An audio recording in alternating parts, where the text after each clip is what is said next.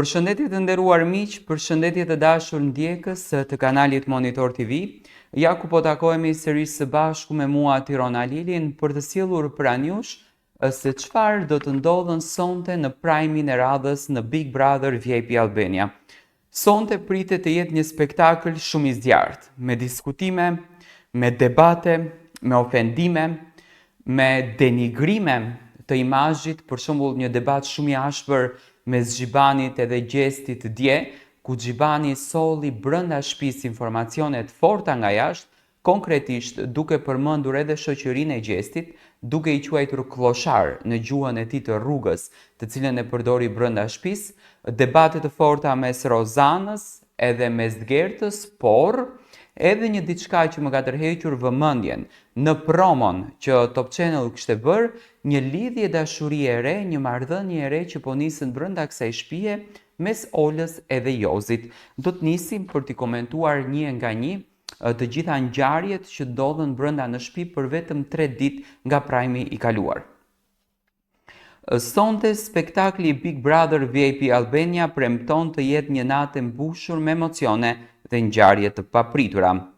Tema e parë: banorët bëjnë 72 ditë brenda kësaj shtëpie. 72 ditë kanë kaluar që kur banorët hynë në shtëpinë e Big Brother, dhe kjo periudhë e gjatë ka ndryshuar dinamikën e grupit dhe ka zbuluar karakteret e tyre të vërteta. Banorët kanë kaluar sfida të shumta dhe kanë krijuar lidhje të forta, por edhe konflikte që nuk mund të shmangen. 72 ditë banorët i bëjnë brenda asaj shtëpie, jo për të gjithë, për disa nga ato, sepse kemi nga ato banorët të cilët ishin që në fillim i nxori Gjesti me zarf të zi dhe u rikthyen përsëri në shtëpi, kemi hyrje të reja siç është Rezdarta, Viserlo, Shkëlzeni, Ola e disa të tjerë, do me thënë jo të gjithë banorët, por për disa nga banorët janë 72 ditë. Me patjetër që sonte vllau i madh për këto banorë, të cilët janë që në ditën e parë brenda kësaj shtëpie pa dalë fare, ka një surprizë të bukur të mirëmenduar, sepse brenda asaj shtëpie ka ndëruar për 72 ditë spektakël, ka ndëruar emocion, ka ndëruar historitë e tyre që në fakt është shumë e vështirë për t'i ndarë, por këto e banore kanë bërë, do të thënë kanë ndëruar atë njerëzilikun dhe më të bukurën të mundshme. Më pas tema e dytë, e cila pritet të jetë sipas një radhitje jo skenarike, Xhibani i cili ka thyer çdo rregull duke sjellur informacione nga jashtë. Një nga temat më të nxehta të kësaj nate do jetë sjellja e Xhibanit, i cili ka thyer çdo rregull duke sjell informacione nga jashtë. Ky veprim ka shkaktuar tensione të mëdha dhe debate mes banorëve dhe pritet të ketë pasoja të mëdha për të ardhmen e tij në lojë. Banorët do diskutojnë për drejtsinë dhe integritetin e lojës. Në fakt, këtë gjë nuk e ka bërë vetëm Xhibani. Informacione nga jashtë ka sjellur edhe Jozi. Në një farë mënyre duke thënë informacione, por Xhibani natën e mbrëmshme i ka thënë diçka Loredanës në vesh, që besoj përshpëritja ishte e ndaluar rreptësisht edhe në një rregullore që unë kam sjellë 3 ditë më parë tek ju, që kam lexuar të gjitha rregullat si duhet vepruar në Big Brother VIP Albania, cilat janë rregullat, si duhet respektuar rregulloria, a duhet të bëhet përshpëritje, do të thënë një ndër 25 rregullat në këtë rregullore ishte edhe përshpëritja, që realisht përshpëritja është e ndaluar në Big Brother VIP Albania, gjë të cilën Xhibani e ka bërë dhe vazhdon ta bën brenda kësaj shtëpie. Xhibani ka patur një luftë diskutimi shumë të madhe me Gjestin ditën e djeshme, e ka shprehur hapurazi më urrëtitjen që ka për Gjestin, ndoshta ndikon, e kam thënë për të disatën herë, dhe informacione që Xhibani ka marrë nga jashtë duke i përdor këto informacione brenda shtëpisë. Më kujtohet natën e parë kur Xhibani dhe Jozi, njëkohësisht edhe Amber, janë kthyer brenda në shtëpi.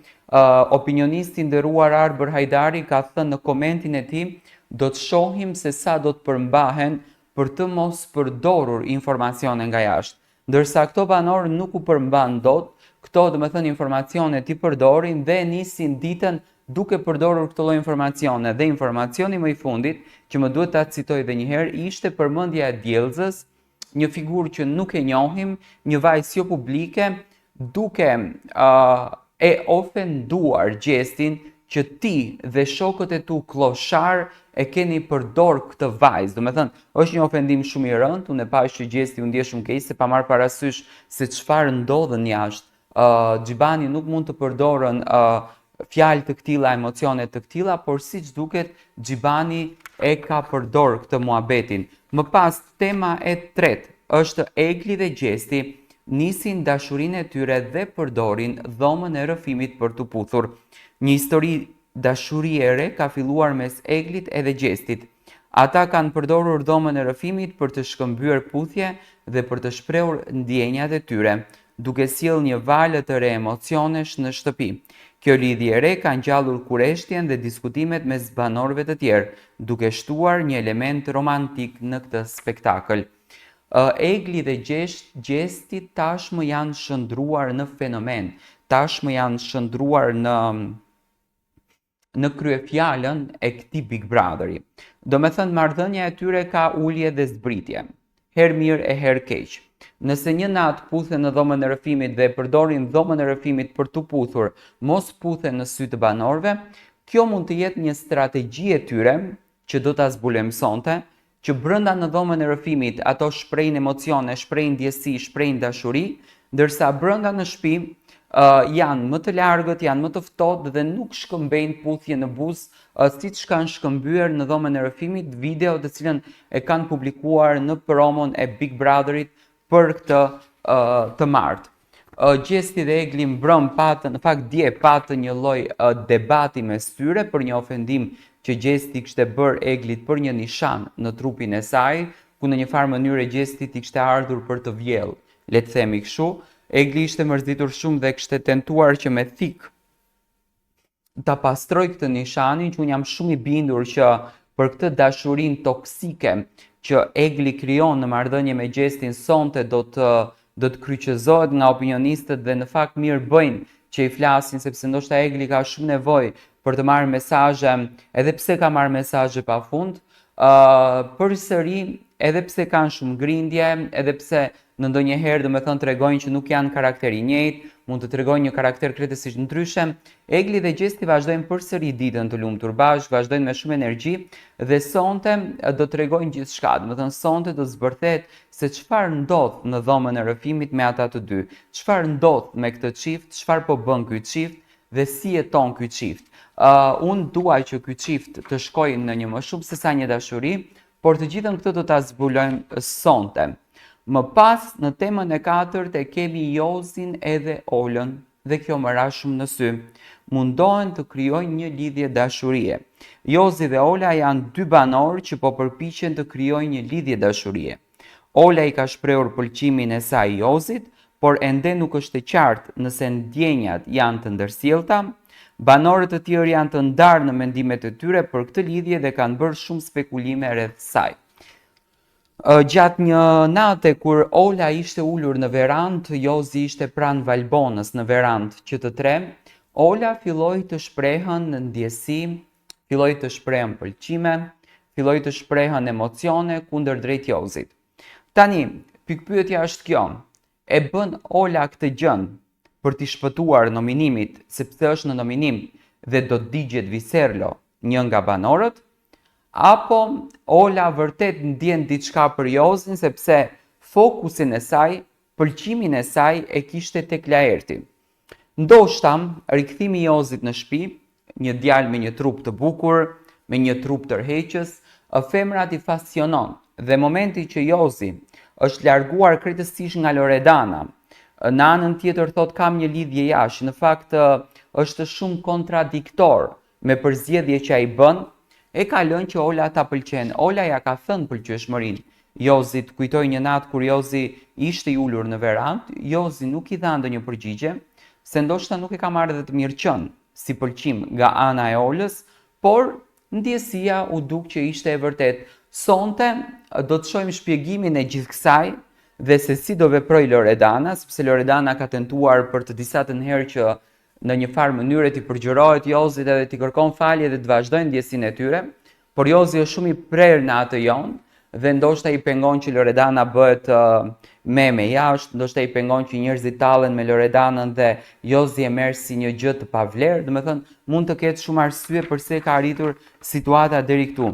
Dhe tema e pestë është Rozana dhe Gerta, të cilat janë kokë më kokë me njëra tjetrën. Rozana dhe Gerta janë dy banore që kanë pasur shumë përplasje gjatë qëndrimit të tyre në shtëpi. Sonte ato do të përballen kokë më kokë në një debat të ashpër që pritet të sjellë shumë emocione dhe tensione. Ky ballafaqim do të jetë një nga momentet më dramatike të natës dhe nënkupton që mund të ketë edhe zarftëzi në shtëpi sepse Rozana tentoi ta prek me dorë Gertën dhe në fakt e ka prekur sepse videoja është bërë virale në Instagramin e Gertës.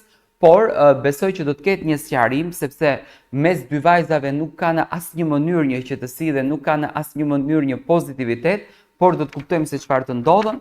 Dhe Loredana, që është një nga banorët që ka kaluar një periudhë të vështirë në shtëpi, ajo është e mërzitur dhe e ndjen se nuk po gjen mbështetjen e dur nga banorët, konkretisht edhe të Jozit. Emocionet e saj të ndjeshme kanë prekur shumë shikues dhe do të jetë një nga temat kryesore të natës. Do të thënë sonte kemi shumë çka të komentojmë.